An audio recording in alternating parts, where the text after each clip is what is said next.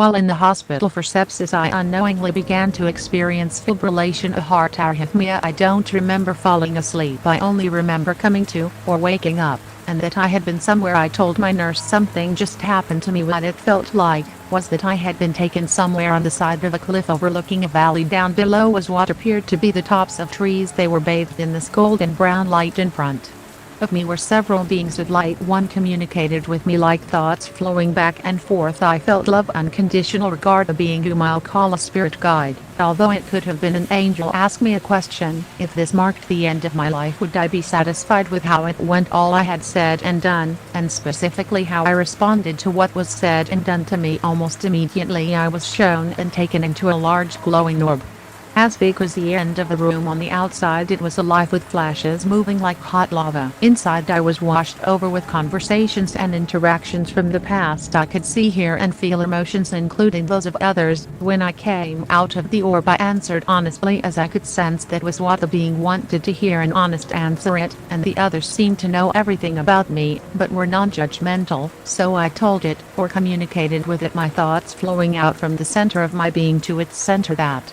no, I would honestly have to say I would not be satisfied, because what I felt most strongly inside the orb was that I had held back, not said what I wanted to, not done the things I wanted out of fear of being rejected, fear of something unknown, fear of loss. Ordinarily before this, I would say I was satisfied and had many fulfilling experiences, so I apparently had regrets of which I was unaware. Once I communicated this, I was immediately transported back to my hospital bed. What I gained from osmosis, I guess simply by being there wherever it was, that the thing that matters most to them, to heaven, to God, is our relationships with each other, how we treat one another. Nothing else on earth really matters to them. They're not politics, not making money, other than it's a helpful tool, not the stock market, just how we live with and interact with each other, that we do it well. I also felt flooded with peace I'd never known. I realized that even as a child I'd carried a certain weight on my shoulders. All of that was gone. It was absolutely wonderful. Another gift I received by osmosis was the knowledge that life is a gift, a special gift we've each been given. It's up to us to choose how we will live it. We shouldn't rush through it,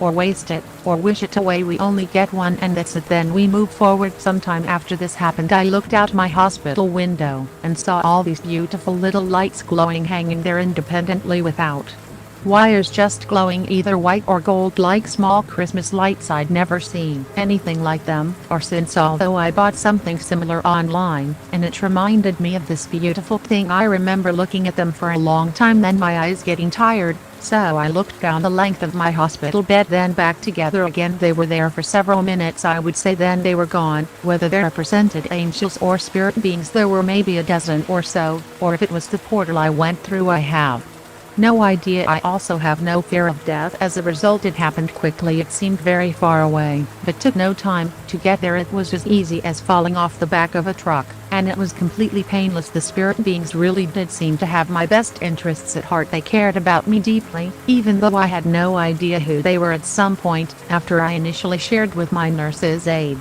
that something had happened, an RN came in panicky, messing with my heart monitor leads, asking me, "Did you feel that? Are you feeling anything?" And I didn't. She called some department that does the actual monitoring, asking them to check what was showing up on there, and this was a very large hospital. Whatever happened, it alarmed her sufficiently that she told me she'd be right outside my door, and all I had to do was push the button and she'd come.